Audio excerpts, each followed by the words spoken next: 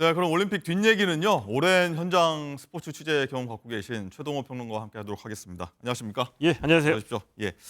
자, 드디어 태권도에서 금메달이 나왔는데 제가 이 드디어라고 말씀드린 게 이 태권도에서 금메달 나온 게 16년 만에 남자 태권도에서 16년 만이고 지난 도쿄올림픽 때는 태권도에서 금메달이 아예 없었습니다. 예, 그렇습니다. 도쿄올림픽에서 우리가 금메달 따내지 못했죠. 동족인데요. 노골드이고요. 오늘 이제 그 말씀하신 분들이 많아요. 그러니까 우리 박태진 선수 58kg급에서 금메달 가지고 왔죠. 네. 16년 만에 남자 태권도 금메달이다 하면은 놀라는 분들이 많이 계시거든요. 중조국인데. 예.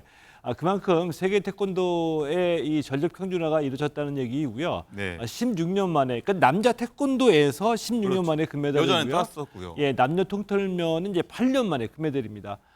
이 경기 좀 보셨던 분들 제가 두 가지만 말씀드리고 싶거든요.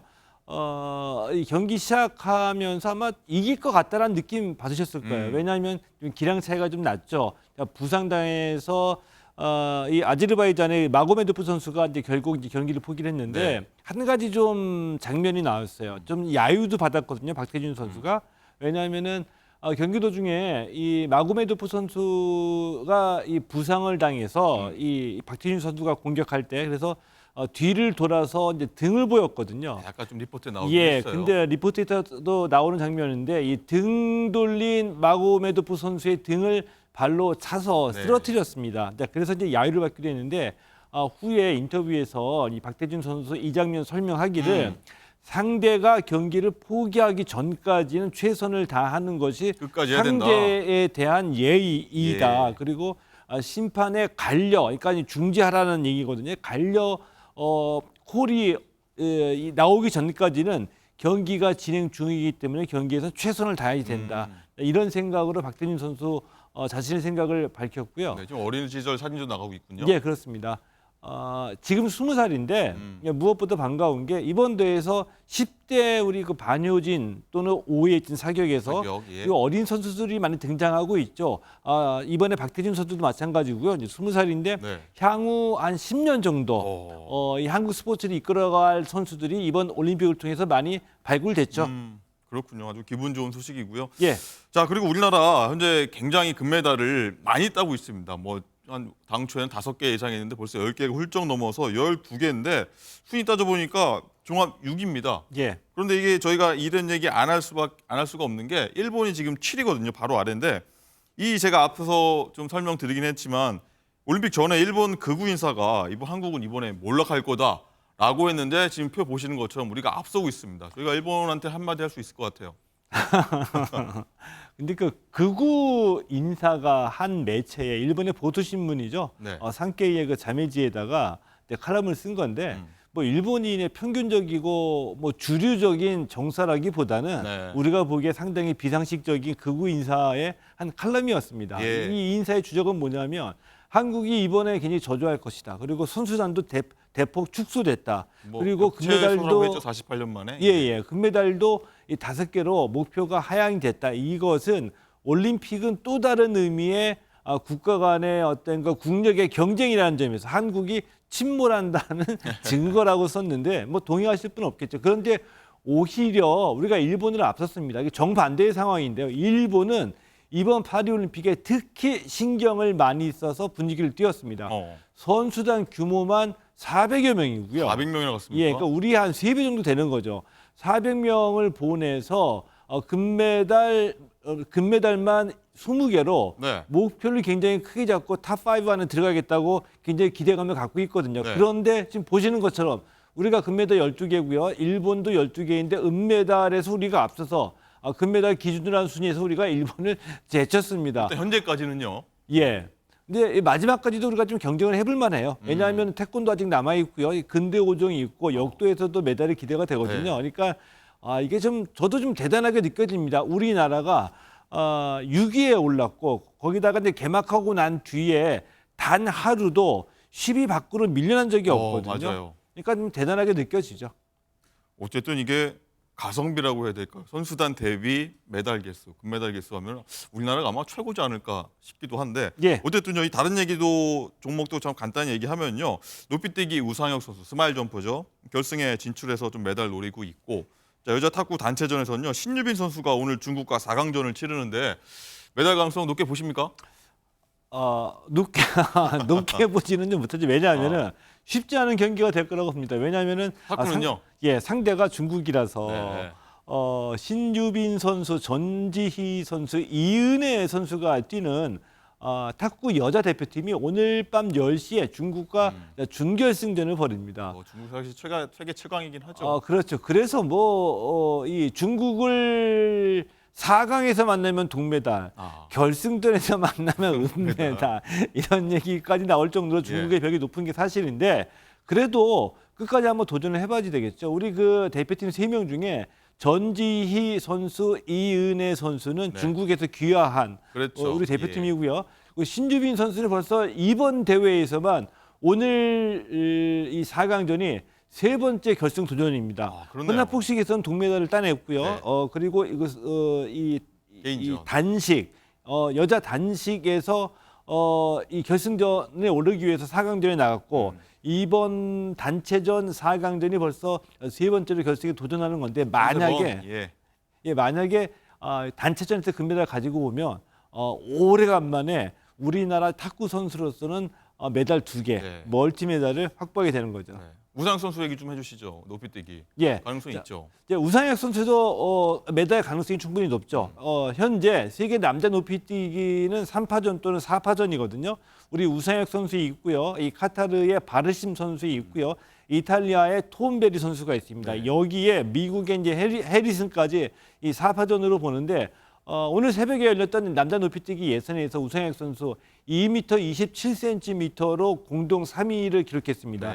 12명이 이제 결선에 올라서 11일에 이제 메달을 놓고 이제 진짜 진검 승부를 겨루게 되거든요. 이 우상혁 선수도 이번 파리 올림픽을 예상하기를 금메달은 2m 37cm 정도에서 갈릴 것이다.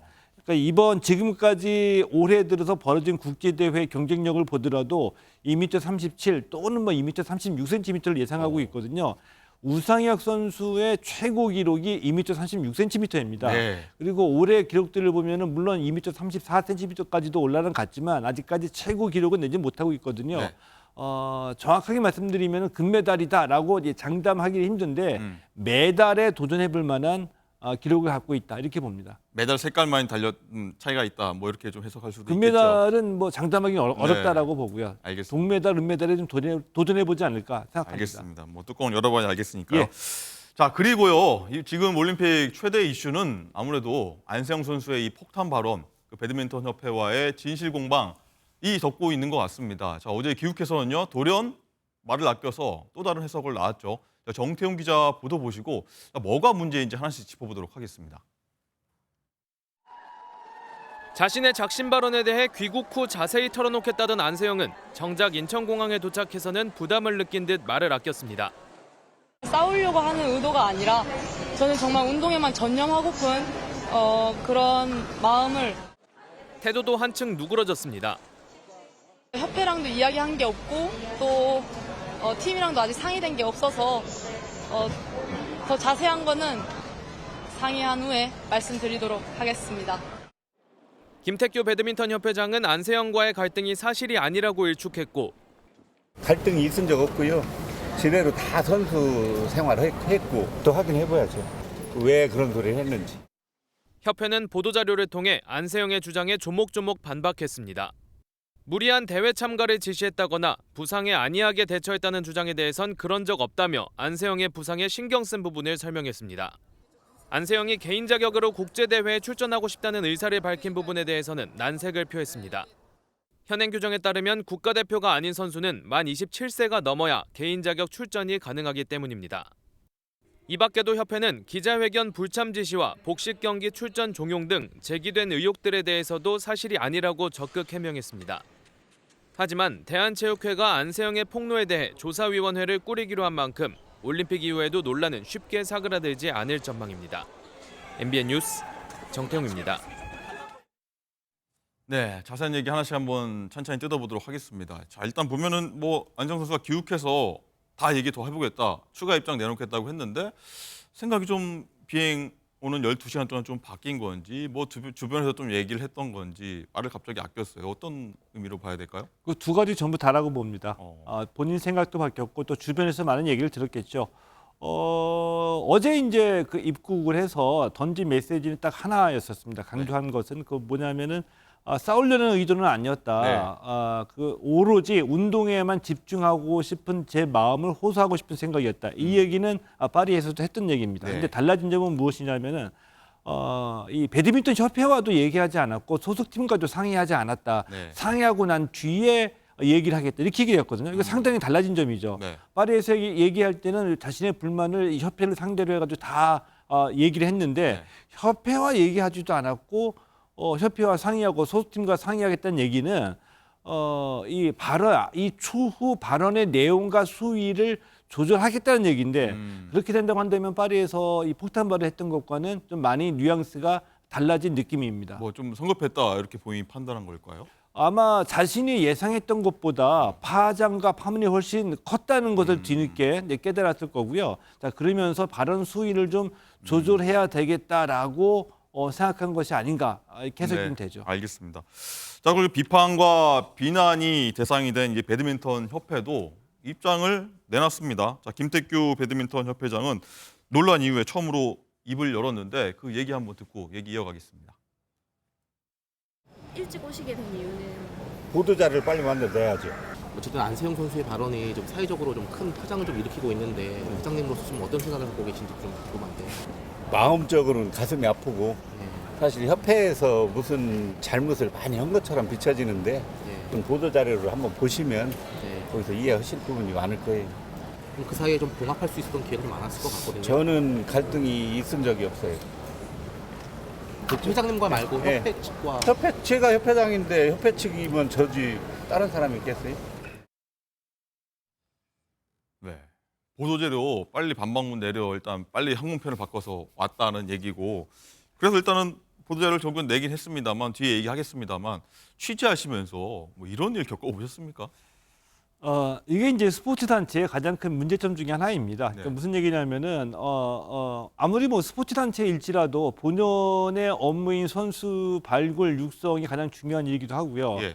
그 다음에 이 대국민에게 노출될 수밖에 없지 않습니까? 네. 국민적인 응원을 받기도 하고요. 자, 그런데 그렇다고 한다면은 이 선수들의 이 경기력 이외에도 스포츠 단체들도 여론에 대응할 줄 알아야지 되고 그 다음에 어떤 그 사건이나 사고가 발생했을 경우에 국민 정서가 어떻게 되는지 상황 파악도 할 줄 알아야지 되고요. 이런 것들 잘 해야지 국민적인 지지를 받고 또 발전해 나갈 수 있는 거죠. 그런데 대부분의 스포츠 단체들은 여론 대응이 상당히 미숙해요. 상황 파악, 그러니까 상황 파악이라는 거는 경기력 이외에 국민 정서라든지 국민 여론이 어떻게 돌아가기 때문에 우리가 어떻게 대처를 해야 될지 이런 거에 대한 능력이 상당히 전문성이 떨어지거든요. 네. 이러다 보니까 지금 뭐 이 파리에서 안세영 선수의 발언 때문에 지금 온 나라 들쑤시듯이 이 포커싱이 좀 맞춰져 있는데 일찍 귀국해서 보도 자료 빨리 내보내려고 일찍 왔다 네. 이렇게 얘기하는 게 상식적으로 이해가 가지 않죠. 그러니까 이게 어떤 결과를 초래하느냐 하면 이렇게 말 한마디에 예. 초동 대처가 늦게 되면 오히려 화를 더 뭐 오히려 커질 수 있죠. 키우게 되는 겁니다. 예를 들어서 파리에서 안세영 선수의 발언이 이후에 파장이 커졌을 때 이 배드민턴 협회로서 가장 일보로 신속하게 나가야 되는 메시지는 네. 일단은 현지에서 안세영 선수의 불만을 얘기를 듣고 한번 살펴보겠다. 네. 그래서 협회가 도와줄 건 도와주고 개선점을 찾아보겠다. 네. 이렇게 좀 원칙적인 얘기를 일단 해놔서 국민 여론을 좀 어루만져 주고 난 다음에 그 다음에 귀국해서 세세하게 살펴보고 대응할 대책을 찾아보면 되거든요. 근데 이런 식으로 여론에 대응하는 점에 미숙한 점을 보이다 보니까 이게 뭐 그냥 온 나라를 그냥 들쑤셔 놓는 거죠. 빠른 대처가 좀 아쉬웠다는 얘기시고 어쨌든 이 빠르게 정말 반박 보도자료를 어제 냈습니다. 양쪽 얘기 저희가 쭉 봤더니까요. 많이 상충이 돼요. 협회는 어떤 이 상황 설명, 팩트 설명을 하려고 했던 것 같고 안 선수님께 쭉 보니까 이런 협회 대응에 좀 서운했다. 뭐 이렇게 좀 이해가 되던데요. 그 안세영 선수가 서운하다라고 지적한 그 포인트에 대해서 협회가 이제 세세하게 하나 이제 반박하는 게 해명을 내놓은 거죠. 열정짜리였습니다. 예. 우선 지난해 그 항저우 아시안게임에서 부상을 당했는데 오진이 나왔다. 그리고 재검진을 해보니까 지난해 말에 재검진을 해보니까 상태가 훨씬 더 악화돼서 올림픽 출전이 불가했다. 네. 그런데 그 사이에 이 안세영 선수는 훈련에 참가하고 대회에 출전했거든요. 네. 이 대회 출전이 협회가 강요한 것이 아니냐. 이 선수의 이 부상은 도외시하고 이 점에 대해서 협회는 이 강요는 없었다. 네. 안세영 선수 본인의 의지에 따라서 출전한 것이다. 이렇게 얘기를 했고요. 설명을 했고요. 전담 트레이너 부분은 안세영 선수가 요구를 해서 전담 트레이너는 실제로 계약을 했습니다. 네. 계약을 했고 그러나 파리올림픽에 동행은 못했죠. 뭐 직전에 이제 뭐 6월에 계약이 만료돼 가지고 해촉이 됐다. 예. 했죠. 자, 여기까지 팩트입니다. 그런데 이 협회는 6월에 계약이 만료가 돼 가지고 이 트레이너에게 파리 올림픽 때까지 계약 연장을 제안했는데 이 트레이너가 제안을 거부했다. 그래서 함께 가지 않은 것이다라고 얘기를 했습니다. 예. 그리고 한 가지 또 이 대표팀 운영과 관련해서 안세영 선수가 복식 위주로 대표팀이 운영이 된다. 그리고 뭐 근육 강화 프로그램이나 대표팀 훈련 방식이 몇 년 전과 변함이 없다라고 불만을 털어놨죠. 예. 이 점에 대해서는 이 협회가 이 진상조사위원회를 구성해서 살펴보고 난 뒤에 개선책을 찾겠다라고 얘기했고요. 제가 의미 있게 보는 한 지점이 있습니다. 어떤 뭐냐면 걸까요? 이렇게 반박을 쭉 해놓고 하고 난 뒤에 마지막에 협회는 그 안세영 선수가 대표팀을 떠나지 않도록 노력하겠다. 네. 이게 이제 기본적인 협회의 자세죠. 이 얘기가 제일 먼저 파리에서도 나왔어야 되는 겁니다. 맞네요. 맞는 예. 말씀이십니다. 그렇군요. 자, 이 얘기도 있습니다. 국가대표 활동에 뭐 개인 자격으로 활동할 수 있게 해달라라고 일단 안세영 선수가 얘기를 했는데 이 부분에 대해서는 협회가 규정상 이거는 쉽지 않다. 그리고 어떻게 보면은 뭐 다른 선수들도 얘기하는 것 같은데 이건 솔직히 어떻게 보면 선수에 대한 특별 대우다. 이렇게 좀 얘기도 나오는 것 같거든요. 뭐가 많다고 보십니까? 조금 좀 비판적으로 말씀을 드리면 규정상으로 어렵다는 것은 핑계이고요. 협회가 해주려고 하면 할 수 있습니다. 그리고 그런 사례도 이미 뭐 이용재 선수도 그랬고요, 이현일 선수도 그랬고요. 과거에 있었다. 예, 다 있습니다. 뭐 규정상 어렵다는 거는 핑계일 뿐이고요. 결정이 되면 해줄 수는 있습니다. 그런데 제가 이제 가장 중요하게 보는 것은 향후 신유빈 선수의 그 행보거든요. 네. 신유빈 선수가 탁구에서요. 예. 배드민턴. 예, 배드민턴. 탁구, 예. 그 안세영 선수의 예, 행보입니다. 예. 예, 배드민턴 제가 헷갈렸군요. 저희가. 예. 안세영 선수가 이 올림픽이나 국제 대회에 개인 자격으로 출전하기 위해서 폭탄 발언을 한 것인지 아니면 진짜 불만이 누적돼 가지고 최종적인 선택으로 개인 자격으로 출전해야겠다 한 것인지 이게 이제 향후 드러날 수도 있다고 보거든요. 지금 이제 소문으로는 예. 후원사가 등장했다라는 얘기가 있습니다. 안세영 선수 후원사가 예. 근데 제가 이제 몇 차례 말씀드렸는데 예. 뭐냐면은 안세영 선수가 이런 불만이 누적된 가장 큰 계기는 해외 나가서 자신과 비슷한 클래스의 선수들이 지원받는 것들을 보고서 협회에다 요구를 했는데 협회에서는 다 들어주기 힘든, 협회는 최선을 다했지만 요구 수준에는 못 미칠 수도 있습니다. 근데 이게 어떤 거냐 하면은 예를 들면 우리 뭐 메이저리그에 갔다 왔던 우리 야구 선수가 메이저리그 구단 운영이나 경기 환경 보고서 이 정도는 해야 되는데 왜 안 돼? 해외에서는 이렇게 하는데. 예. 그리고 프리미어리그에서 뛰었던 선수가 해외 구단은 프리미어리그에서 이렇게 운영하는데 이렇게 해주는데 이게 왜 안 돼? 해줄 수 있는 것도 있고 못 해줄 수 있는 수용의 한계가 있겠죠. 박태환, 김연아 선수가 그래서 자기 전담팀을 꾸린 겁니다. 맞습니다. 그렇게 내가 했었죠. 나의 경쟁자와 함께 월드 수준에서 뛰기 위해서 우리 수영 대표팀과 같이 이런 환경에서 운동하면은 발전이 하기가 힘들어. 근데 그 전제 조건이 이 후원사가 등장을 한 거죠. 예. 전담 코치 마이클 볼 호주 가서 전주 훈련하고 전담 트레이너 그 매니저 따로 하고 전혀 불편함이 없이 월드 수준으로 훈련하고 대회 참가하자. 그래서 전담팀 꾸려가지고 올림픽도 나갔습니다.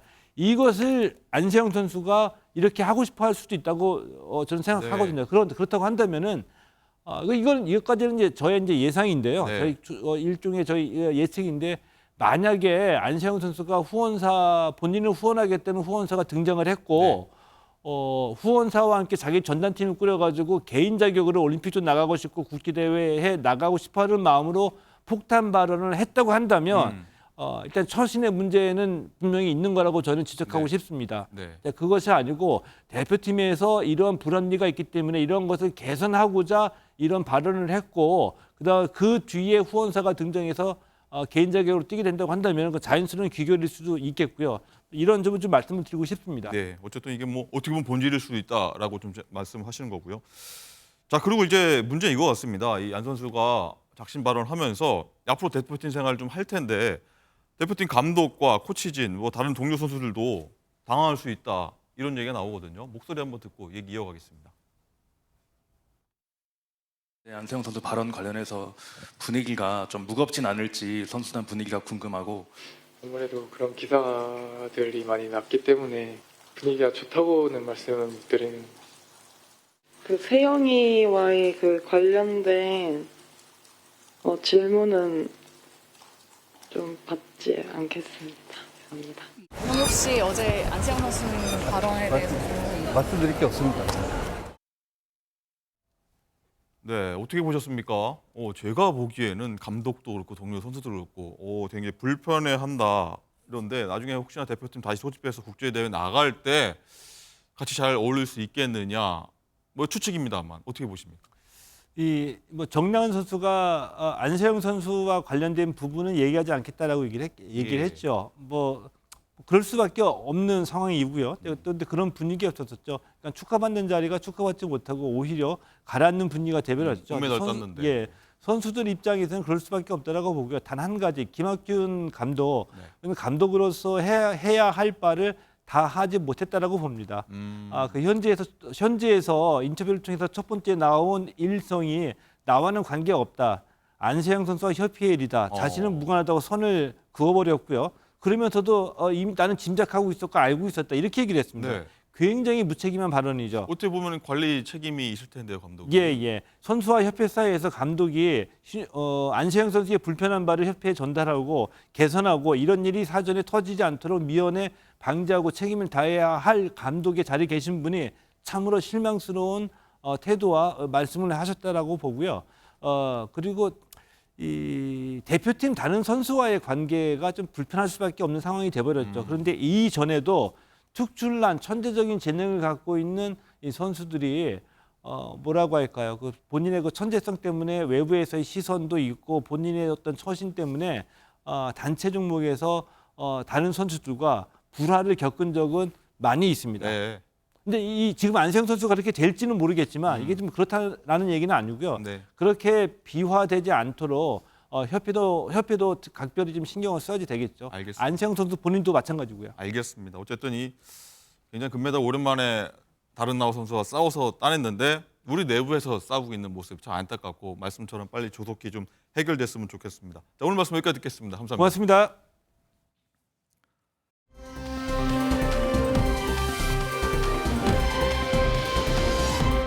자, 이렇게 안세영 선수 얘기 쭉 했는데 정치권에서도 이 안세영 선수 관련해서 계속 예의주시하고 있습니다. 자, 그럼 바로 국회로 가서 얘기 이어가 보도록 하겠습니다.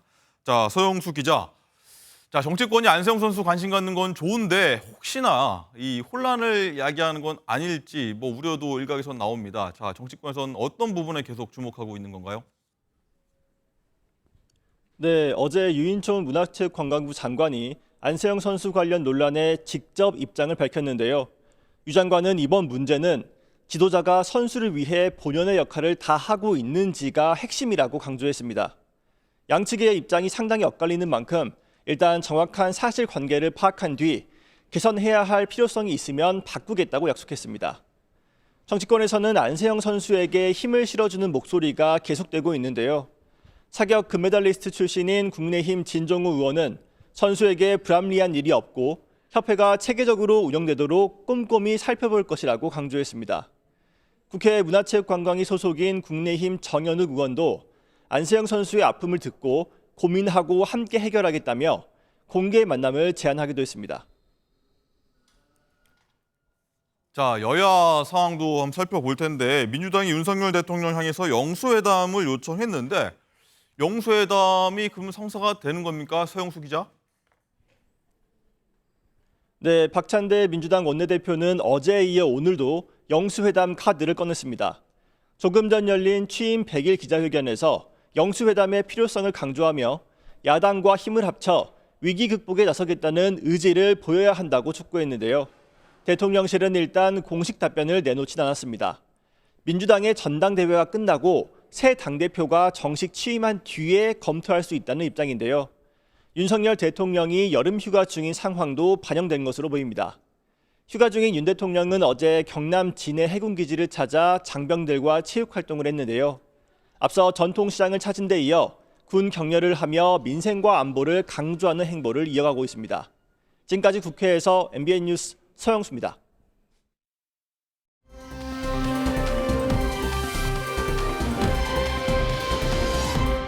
네, 그럼 관련해서 정치의 맥락과 이면을 짚어줄 전문가분들과 함께하도록 하겠습니다. 안녕하십니까? 안녕하세요. 안녕하세요. 예. 자, 이번 주에 윤 대통령이 여름 휴가를 보내고 있는 모습 방금 전에 나갔었는데 어제까지 이틀간 진해 해군기지에서 휴가를 보냈습니다.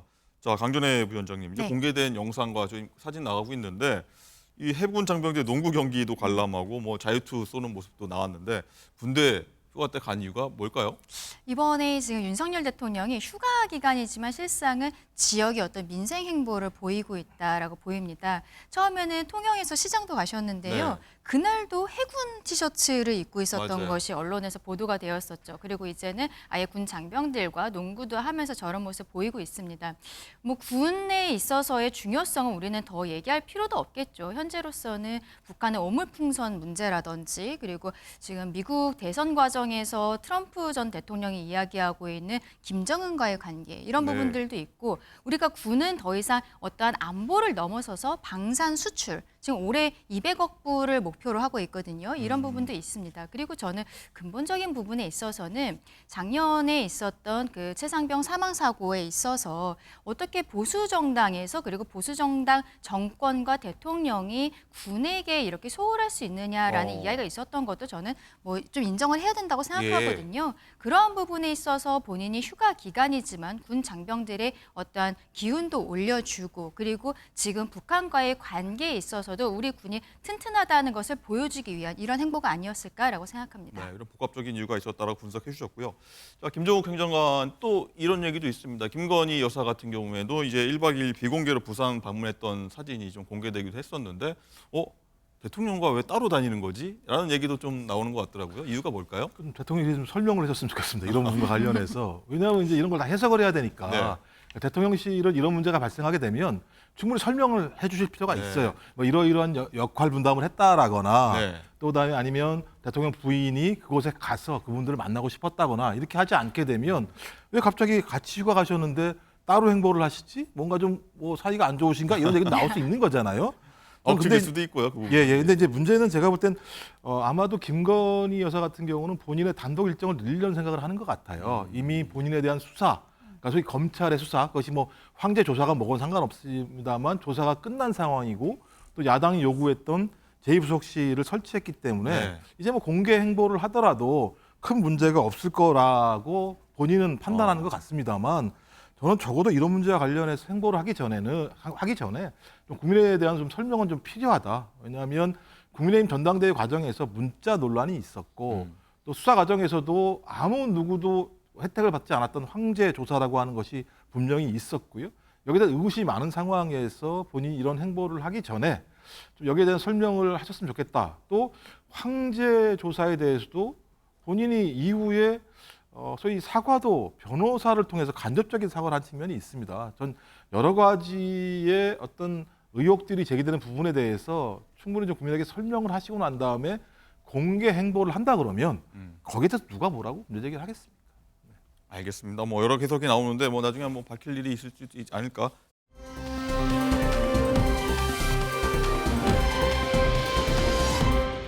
자, 그리고 정치권에서는요, 지금 이 얘기로 굉장히 뜨거운 것 같습니다. 이 김대중 전 대통령의 삼남이죠. 김원걸 씨가 이 100억 원에 판 DJ 동교동 사저 논란 저희가 계속 다루고 있는데 오늘 직접 김원걸 전 의원이 여러 논란이 있으니까 직접 내용을 밝힌 게 있는데 목소리 듣고 저희가 하나씩 짚어보도록 하겠습니다. 그분이 정말 부당하게 공격을 받고 언론에 시달리고 있어 정말 제가 죄송해서 보고 있을 수가 없어서 오늘 나온 건데요. 예?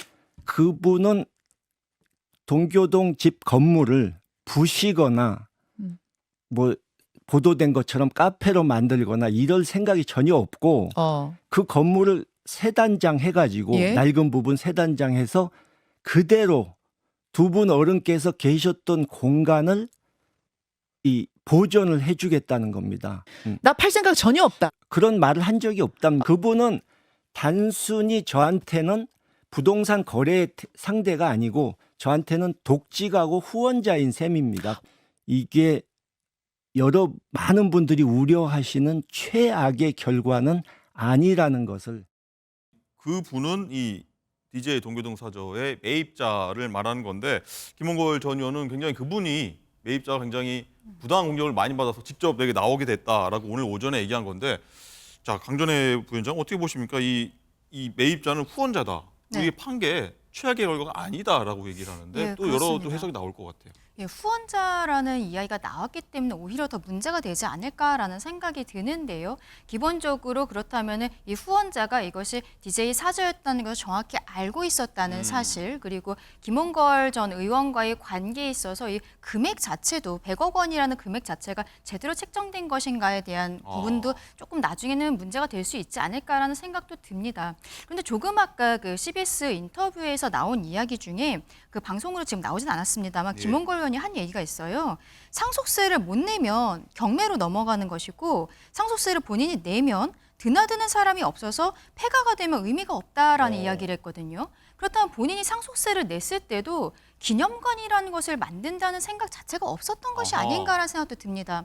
왜냐하면 기념관을 만들었을 때는 당연히 드나드는 사람이 있는 것이고 지금 이 사저를 매수한 카페 업자의 경우에는 어떤 입장료를 받고서는 이것을 기념관을 하겠다라는 의지가 있다는 게 언론에 좀 보도가 되고 있지 않습니까?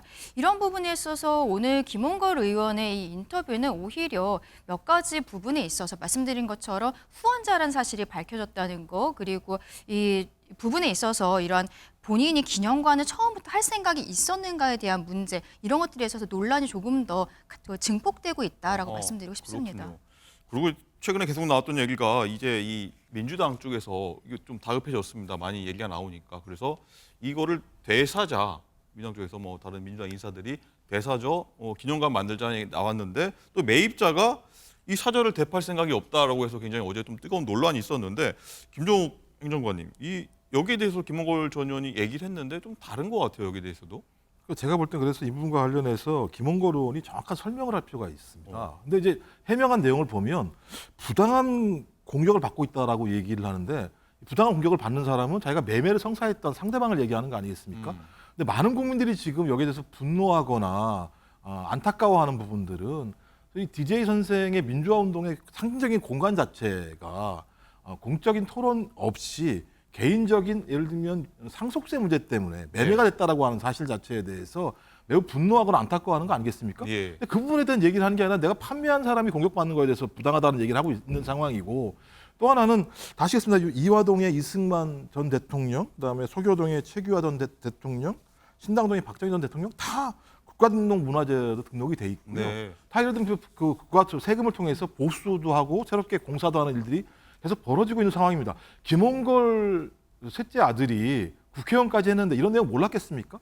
전 제가 볼 때는 이호 여사의 유지도 받들지 않았고 또 본인의 어려운 처지만을 강변하면서 공적인 가치에 대해서 얘기하지 않고 있기 때문에 이제 민주당에서는 박지원 의원 또는 권노갑 전 고문 이런 분들이 지금 대책들을 마련하려고 하시는 것 같아요. 네. 근데 말씀하신 것처럼 이미 매매가 성사가 됐기 때문에 그 매매해서 그것을 산 사람 자체가 공적인 가치를 인정한다면 새로운 논의를 할 수 있는데, 근데 이제 김홍걸 의원 전 의원 말에 의하면 이걸 기념관으로 사용하겠다고 본인이 얘기했다는 거 아니겠습니까? 전 그렇다면 협의의 가능성은 충분히 있다. 근데 이걸 개인이 아니라 좀 공적인 가치로서 국민들이 어떤 만들어내는 어떤 공간이 됐으면 좋겠다는 생각을 가지고 있고요. 좀 그런 부분과 관련해서 민주당뿐만 아니라 이게 뭐 어떤 일당의 어떤 내용들이 아니기 때문에 정부, 지자체, 세력들이 좀 나서서 합심해서 좀 매매자들 설득하고 그다음에 새로운 가치로 재등장할 수 있게 만들어서 지금은 안 좋은 결과가 나왔습니다만 네. 오히려 이런 안 좋은 결과가 궁극적으로 우리의 이런 중요한 소중한 가치의 공간들을 네. 지킬 수 있는 새로운 하나의 선례가 됐으면 좋겠다 이런 생각을 합니다. 알겠습니다. 어쨌든 이 좀 입장을 밝힌 게 좀 논란을 키웠다 이런 인상을 좀 지울 수가 없는데 어제 같은 경우는 박지원 의원이 자신의 재단 좀 기부하겠다 이런 얘기까지 해결하기 위해서 이런 얘기까지 했었는데 김홍걸 전 의원이 여기에 대해서도 얘기를 했는데 좀 다른 얘기가 나왔습니다. 자, 목소리 듣고 오시죠. 정치권에서 전화가 한 통도 온 적이 없습니다. 뭐 전 재산도 내놓을 수 있다고 하셨는데 뭐 어머니 돌아가신 후로 동교동 일과 관련해서는 저한테 전화를 주신 적이 없고요. 전 재산을 내놓으신다는데 어떻게 하신다는 말씀인지 그러니까 저나 새로운 그 매입자와 예. 상의를 안 하신 상황에서 뭐가 해결책이 나올 수가 있는 건지 저는 좀 어리둥절할 뿐입니다. 네, 김정욱 행정관님. 전혀 다른 얘기합니다. 박지원 의원한테 연락이 없다고 하는데 갑자기 무슨 소리냐라고 하는 항변입니다. 아니 저분이 지금 63년생이십니다. 그다음에 전직 국회의원이셨고요. 저는 예를 들면 전화가 왔니 안 왔니가 중요한 게 아니지 않습니까? 아까도 말씀드렸습니다만 이호 여사 본인의 어머니가 이걸 기념관으로 사용을 해라고 얘기를 했었습니다. 예. 그러니까 공적 가치가 있다고 얘기한 겁니다. 그러면 자식된 도리로서 공적 가치로 활용을 해야 되는데 이미 매매를 했다는 건 사적으로 넘긴 거거든요. 그분이 어떤 뜻을 가지고 있다고 하더라도 유지를 받들지 못했으면 미안하다고 얘기하는 게 상식적인 것이고 그다음에 이것들을 좀 복구하기 위해서 소위 한 6억, 7억 정도의 돈을 내놓겠다고 얘기하는 박지원 의원의 말에 대해서 감사해야 되는 건데 야 그동안 전화 한 통 없었다고 말씀하시는 게 저는 그러니까 저런 방식의 사고 방식을 가지고 있기 때문에 저는 이 문제를 풀 수 없었다고 저는 생각을 하는 거예요. 네. 지금이라도 유지를 받들려고 하는 생각들을 가지고 소위 본인의 후원자시라면서요. 네. 그 사신 분들이 그렇다면 그분들을 설득해서라도 왜냐하면 그분들도 이 가치를 인정한 거니까 민간 기념관보다는 국가와 지자체에서 운영하는 어떤 기념관이 된다면 훨씬 더 큰 가치가 있지 않겠습니까? 전 그래서 김홍걸 전 의원께서 좀 생각을 고쳐줬으면 좋겠다. 네. 좀 그것이 중요한 해결의 길이라고 생각을 합니다. 예, 어쨌든 김홍걸 전 의원은 그 매입자를 후원자라고 셈이다 이렇게 생각을 하고 있는 거고요. 강준혜 부위원장님, 어쨌든 이게 좀 종합해 보면은 이 논란 불거지기까지 김홍걸 전 의원이 뭐 다른 분들하고 전혀 상의가 안 됐던 것 같아요. 뭐 건노갑 그 김대중 대단 이사장한테 이야기를 했더니 예. 그냥 잘 알아서 해라 이 정도 이야기만 했다라고 얘기하고 박지원 그 의원 같은 경우에도 따로 연락 온 것은 없었다라고 하지 않습니까? 근데 좀 안타까운 부분에 있어서는 이것을 좀 공론화할 수도 있지 않았을까라고 네. 생각을 해요. 김홍걸 의원이 상속세를 납부하는 것에 있어서 어려움이 있었고 이것을 5년에 분납을 하겠다라고 하니까 이제 국가에서는 세금에 대해서 사저에 그 지금 근저당을 설정을 해놓았던 것으로 보입니다. 이야기하는 것이 어떠한 그 문화재 지정 신청을 과거에 이미 하려고 했었는데 이 사저가 과거에 일부 재건축이 되는 과정이 있었기 때문에 지어진 지 50년이 넘어야 된다는 규정을 맞추지 못했다. 그리고 근저당이 설정되어 있으면은 이렇게 지정하기가 어렵다는 서울시의 이야기가 있었다라는 얘기도 해요. 근데 이 정도 수준이라면은 지금 김홍걸 의원이 이것을 정말로 공론화를 했을 때 이게 국민들께서 그리고 서울시에서도 어느 정도 좀 융통성 있게 처리될 수 있는 부분이 아니었나라고 생각을 하거든요. 그리고 박지원 의원의 경우에도 지금 본인이 뭐 어느 정도 사죄를 내놓겠다라고 이야기를 하는데 다른 분들도 도와주실 수 있는 분들이 있지만 이 과정에 공론화 과정이 없었기 때문에 이야기조차 못했던 게 아닌가라고 생각합니다. 그러니까 저는 안타까운 게 김홍걸 의원이 이 사저를 매매하기 전에 공론화 과정을 한번 거치고 그때 진짜로 모금이 안 된다든지 서울시나 이제 국가에서 이것을 사는 것이 절대로 불가능한 상황이라든지 이런 것을 확인한 이후에 마지막 단계로서 매매를 했으면 어땠을까라는 아쉬움이 있습니다. 그렇군요. 어쨌든 뭐 많은 대안이 나왔고 말씀도 해주셨는데 뭐 국민 모금하자 사실 이런 얘기까지 나왔었죠. 김홍걸 전 의원은 여기에 대해서도 얘기를 했습니다. 어떤 얘기 했는지 듣고 오시죠. 좀 하자. 여러분들 이런 게 있습니다. 같이 한번 좀 뜻을 모아보죠라도 해보시지. 금년 초에 네. 김대중 재단에서 아버님 탄신 100주년 행사를 했습니다. 네. 근데 그거 몇 억 드는 것도 모금이 힘들어서 마지막에는 민주당 의원들이 십시일반으로 조금씩 걷어서 도울 정도로 그렇게 모금이 힘듭니다. 네. 김동욱 행정관님 마지막입니다. 이 어떤 대책? 뭐 이거 뭐 현실적으로 쉽지 않다 이렇게 얘기했는데 아니 어떤 대책이 있을까요? 1961년부터 DJ가 거기서 사셨던 곳입니다. 그리고 광주 5.18부터 1980년 6월 민주항쟁을 잇는 중요한 상징적인 공간이 동교동 사저라는 공간입니다. 이런 문제가 있으면 국민들이 안 도와주겠습니까? 저는 예를 들면 그런 공론화도 하기 전에 그 전에 한번 안 모였으니까 이번에도 안 모일 거야라고 얘기하는, 저는 왜 저런 발상을 하실까? 이제 잠깐 저서 말씀, 저런 발상 자체가 이 사저가 개인에게 넘어가게 된 중요한 배경이라는 생각이 들고요. 네. 저는 그래서 이 문제 관련해서는 어떤 것이든 공론화를 통해서 공적인 가치로 활용했으면 좋겠다라는 생각이 들고, 예를 들면 저는 김재원 최고위원님 같은 말씀 안 했으면 좋겠어요. 무슨 이 나라는 좌파들의 나라냐? 나라 돈 떼먹으려고만 한다 이런 말씀하시는데, 예. 아니 그렇게 따지면 예를 들면 박정희, 이승만 이런 분들 같은 경우는 그럼 우파 대통령은 우파들이 돈 떼먹는 이렇게 얘기할 수 없는 거 아니겠습니까? 좀 공적 가치와 관련해서는 여야를 떠나서 이런 가치를 지켰을 때 민주화 운동 또는 국가를 위해 선신한 분들을 위해서 국가가 이렇게 국민이 이렇게 사랑하고 지지해 주는구나라고 하는 가치를 만들어야 국민들이 국가를 위해서 열심히 일하지 않겠습니까? 저는 그래서 좀 아까도 말씀드렸지만 이번이 좀 선례가 돼서 좀 이런 공적 가치들을 지키는 새로운 좀 흐름들을 만들었으면 좋겠습니다. 알겠습니다. 뭐 정치 진영을 떠나서 진지한 고민할 사안이지 않나 싶습니다. 자, 오늘 말씀 여기까지 듣겠습니다. 감사합니다.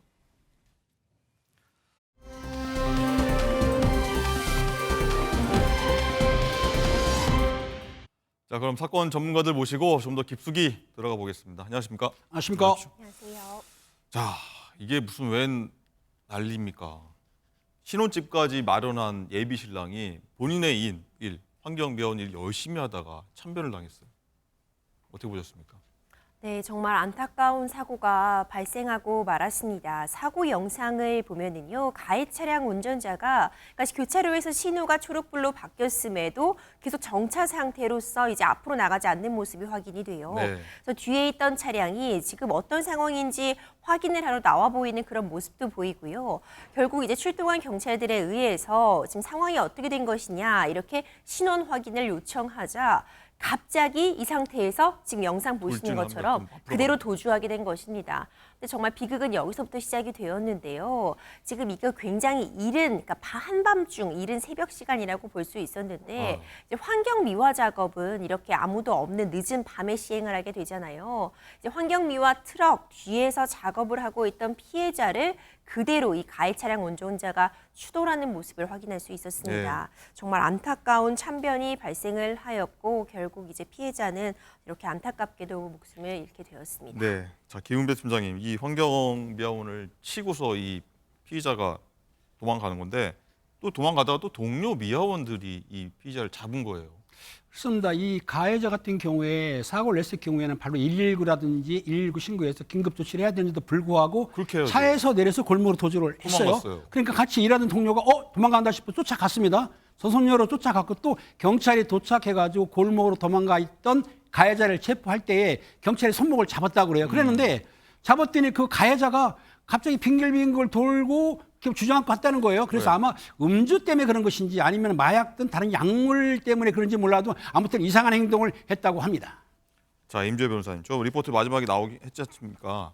이 운전자가 이 음주 측정을 거부했다. 방금도 말씀하셨는데 어떤 이유인지 모르겠습니다만 이런 경우엔 더 처벌이 좀 강해져야 되지 않습니까? 그럼요. 이때 이제 음주 측정 거부 관련 문제, 우리가 여러 가지 이런 사회 사건들을 다뤄보면서 항상 문제점으로 지적이 되고 있잖아요. 근데 음주 측정을 거부할 경우에 결과적으로 더 약한 처벌을 받게 된다면 사실상 이것은 사람들에게 음주 측정을 피해라, 도망가라 이런 거입니다. 그렇죠. 이런 잘못된 신호를 줄 수 있기 때문에 음주 측정 거부에 대해서 무겁게 책임 묻는 경우 꼭 필요할 것 같고요. 이번 사안 같은 경우 피해자가 안타깝게도 목숨을 잃었기 때문에 일단 도주치사 혐의, 그러니까 뺑손이라고 볼 수 있는 거죠.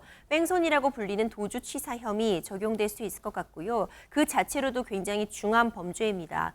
이와 덧붙여서 이제 음주 측정 거부에 관한 부분들 추가적으로 다시 또 살펴볼 부분이 없는지 수사기관에서 면밀히 분석할 것으로 보이고 구속영장 심사, 이제 구속영장 청구도 검토하고 있다고 밝혔습니다. 그렇습니다. 자, 예비 신랑이었는데 예비 신부도 있을 거고 가족분들, 부모님들 계실 거 아니겠습니까? 얼마나 안타깝겠습니다. 저희가 좀 헤아릴 수도 없는 상황입니다. 엄벌 취해졌으면 좋겠다 이런 생각이 들고.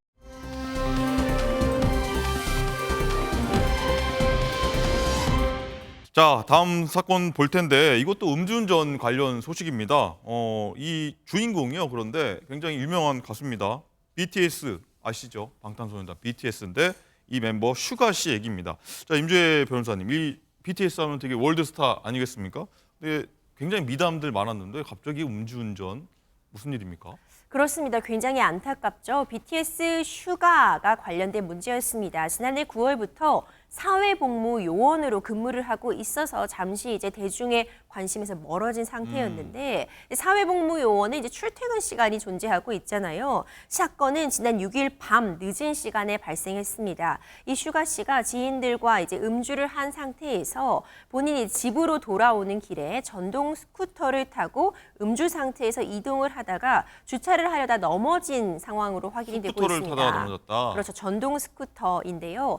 이 과정에서 이제 다른 경찰이 넘어졌으니까 이걸 확인하려고 슈가 씨에게 접근을 했고 음주 상태인 것으로 이제 강하게 의심이 들어서 음수 측정을 했더니 혈중 알코올 농도가 0.08% 그러니까 면허 취소 수준인 것으로 확인이 되었습니다. 이제 이와 관련해서도 이제 즉각적으로 슈가 씨도 사과문 등 이제 소속사에서도 입장을 밝혔지만 굉장히 안타까운 상황이죠. 네, 자, 김은배 팀장님, 근데 보면은 이제 사과를 했는데 사과문에 보면은 이 전동 킥보드라고 합니다. 좀 전에 전동 스쿠터라고 저희가 설명했는데 전동 킥보드를 탔다. 여기에 대해서 말들이 굉장히 많이 나오는 것 같아요. 그렇습니다. 슈가 측에서 뭐라고 했냐면 전동 킥보드를 타고 음주 상태에서 그 이용하는 걸 몰랐다고 지금 말하고 있습니다. 그렇기 때문에 그 전동 그 킥보드라고 해서 그 전동 킥보드는 그렇게 말했지만 경찰에서는 다시 정정했습니다. 전동 킥보드가 아니고 전동 스쿠터다. 오토바이 가까운 뭐 그런 그렇죠. 거다라고 그렇기 보는 때문에 이렇게 하니까는 아마 그 슈가 측에서 뭐라고 했냐면 당시에 이렇게 킥보드에 앉아서 가는 거 있지 않습니까? 그걸 탔는데 킥보드인 줄 알았다고 말을 하지만 아마 JTBC에서 CCTV를 확인했더니 실제적으로 전동 스쿠터를 타고 가는 걸 찍혔습니다. 물론 한 500m를 탔다고 하는데 일부 언론에서는 한 뭐 500m하고 더 많이 몇 킬로를 탔다는 말도 있긴 있습니다. 어찌됐든 간에 그렇게 스쿠터라고를 킥보드를 한 것은 축소한 거 아니냐라고 비난하고 있는 것인데요. 그런데 이제 그 소속사에서 뭐라고 하냐면은 그 면밀하게 살피질 못했고 당시에는 뭐 성급하게 말씀을 드렸기 때문에 차후로 해당 제품에서 수사기관이 성능과 차종을 분리할 경우에는 거기에 대해서 충실히 임무를 수행했다고 했기 때문에 처음에 아마 성급하게 한 이유는 아마 소속사에서 사실은 가수들 보호하지 않습니까? 네. 그러니까 아마 그 당시 킥보드 하니까 그렇게 한 것 같긴 한데 어찌됐든 스쿠터를 킥보드를 한 것에 대해서는 축소 의혹이 지금 의혹이 있는 것이죠. 그렇군요. 어쨌든 이 추측을 말씀하셨고 이 킥보드인데 안장이 있어서 앉을 수 있게 돼서 이 스쿠터라고 표현하는 게 맞다 이런 것 같은데 그래도 사건 축소하면 안 되는 거 아닙니까? 그렇죠. 사건을 축소했다고는 이 소속사 측에서 말하지는 않습니다. 근데 당시에 보게 되면 의혹을 갖는 거죠. 그렇죠. 근데 왜냐하면 사실은 스쿠터하고 킥보드하고는 차이가 있습니다. 있는데 이제 당시에는 뭐 킥보드 처음에도 언론에는 킥보드로 나왔지만 결국에는 경찰에서 킥보드가 아니고 스쿠터라고 정정했기 때문에 여기에 대해서는 소속사에서는 이제 미안하다, 미흡했다 말도 하고 그런데 문제는 뭐냐면 여기서 사과를 했을 때 본인들이 이제 사과가 그렇게 뭐 팬들의 마음이 닿지는 않은 것 같아요. 무슨 말이냐면은 음주운전을 했는데 이걸 몰랐다는 그러니까 그 킥보드 이용하는 걸 몰랐다 이 내용입니다. 그렇기 때문에 사실은 아니 자전거를 타고 음주를 해도 단속이 되거든요. 그러니까 이런 문제 때문에 사과를 갖다가 확실하게 하지 불필요하게 했다. 놨기 때문에 이제 누리꾼들이 말이 있는데 어찌됐든 소속사에서는 이 슈가 음주 운전이죠. 건에 대해서는 명쾌하게 사과를 하는 게 맞지 거기에 불필요한 이유를 달게 되면은 오히려 더 큰 질타를 받게 될 거라고 생각이 듭니다. 알겠습니다. 자, 임주혜 변호사님. 그리고 어쨌든 이 슈가 씨가 지금 사회대체복무요원으로 활동 중인데 어쨌든 군인 신분 어떤 이런 비슷한 신분에서 음주운전을 한 건데 그럼 처벌도 뭐 어떻게 좀 주어지나요? 이 사회복무 요원 신분으로 현재 근무를 하고 있는 상태입니다. 근데 이와 관련해서 병무청에서 발표하고 있는 이 사회복무 요원들의 그런 근무 규정을 살펴보면요, 당연히 이것도 이제 국가의 국방의 의무를 다하고 있는 것이기 때문에요, 품위 유지 의무를 부여하고 있습니다. 그러니까 복무 기간 중에 근무를 하는 과정에서 뭐 음주라던가 그 그 외에도 뭐 향응을 즐긴다거나 하는 행위는 품위 유지 행위에 해당해서 그러니까 한 번 적발될 때 5일씩 이제 복무 기간이 늘어나는 원래 그런 규정은 존재하는데요. 지금 슈가 씨 같은 경우에는요. 지금 근무 시간이 아니라 근무 시간이 끝나고 나서 음주를 하고 그 과정에서 전동 스쿠터를 타다가 적발된 것입니다. 아하. 그러니까 이 규정은 근무 시간 중에 근무와 관련해서 어떤 품위 유지 위반을 했을 때 적용되는 것이지 이와 같이 지금 슈가 씨 사태처럼 근무 시간 외에 벌어진 일에 대해서는 병무청 차원에서는 별도로 제재가 있는 것이 아니라 예. 이에 따라서는 관련 형법이 그대로 적용이 되어서 도로교통법 위반이라던가 그 음주에 대한 책임만 지면 된다. 이런 이야기가 나오고 있죠. 그렇군요. 그럼 뭐 현역병들도 뭐 근무 시간 다 끝나고 나서 음주운전 사고 나면 우리도 이렇게 받을 수 있는 거 아닌가요? 라고 좀 한편할 수도 있을 것 같긴 한데요. 맞습니다. 바로 지금 앵커님이 지적해 주신 것처럼요. 그렇게다 보니까 이제 현역병들, 지금 현역으로 군인 생활을 하고 있는 군대에 가 있는 장병들 입장에서 보면 그럼 우리도 뭐 업무 시간, 일과 시간이 네. 끝나고 나와서 뭐 외출을 해가지고 혹시 이런 일이 있더라도 그렇죠. 음주를 하면 우리도 문제가 안 되는 것이냐. 이런 뭐 역차별이다. 이건 차별이다. 이런 얘기가 나오고 있죠. 그래서 심지어 이와 관련해서 관련된 사회복무요원의 그런 규정들, 근무 시간에 대한 일들만 품위유지 위반에 해당된다는 그 조항이 문제라고 지적을 하면서 이제 일명 슈가법이라고 불릴 수 있는 건데요. 사회복무요원의 경우에도 이와 관련해서 근무 시간 외라도 문제가 발생하면은 동일하게 책임을 져야 된다. 이와 관련해서 입법이 필요하다는 청원까지 등장한 상태입니다. 그렇군요. 김 팀장님, 어쨌든 BTS 팬들 굉장히 많습니다. 전 세계적으로 그렇죠. 굉장히 네네. 많은데 그럼 혹시나 나중에 뭐 BTS 활동에도 이게 빨간불 들어오는 거 아니냐 걱정 많이 할 수밖에 없을 것 같긴 해요. 그렇습니다. 이제 그런데 팬들은 지금 트위터에서 그 민윤기입니다. 그 방탄의 슈가가 본명이 민윤기인데 민윤기를 사랑해 응원하는 유목이 올라온다고 해요. 예. 물론 비난하는 것도 있지만 1위는 민윤기를 응원하는 게 1위로 올라가 있고 또 그리고 앞으로 뭐 기다린다 이렇게 했기 때문에 아마라도 방탄이 사실은 이런 일 때문에 약간의 데미지는 일지 모르겠지만 그래도 팬들이 적극적으로 그 슈가라든지 민윤기 이런 사람들을 응원하기 때문에 아마 큰 상처는 갖지 않겠지만 그래도 슈가 때문에 그 방탄이 조그마한 상처는 입었으리라 생각은 듭니다. 그렇군요.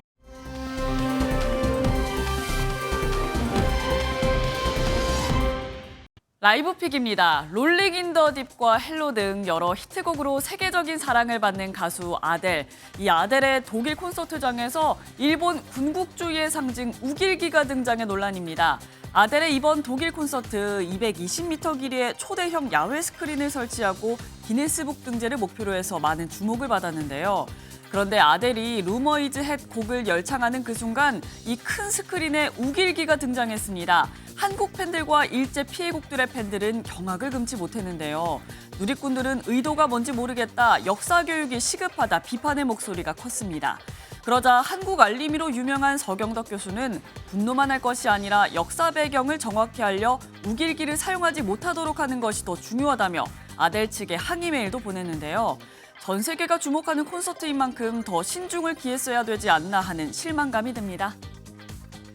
해외에서 우리나라로 오는 항공편이 무려 16시간이나 지연되면 어떨 것 같나요? 상상만 해도 막막한 이 상황은 에어서울, 도쿄발 인천행 항공편에서 일어난 일입니다.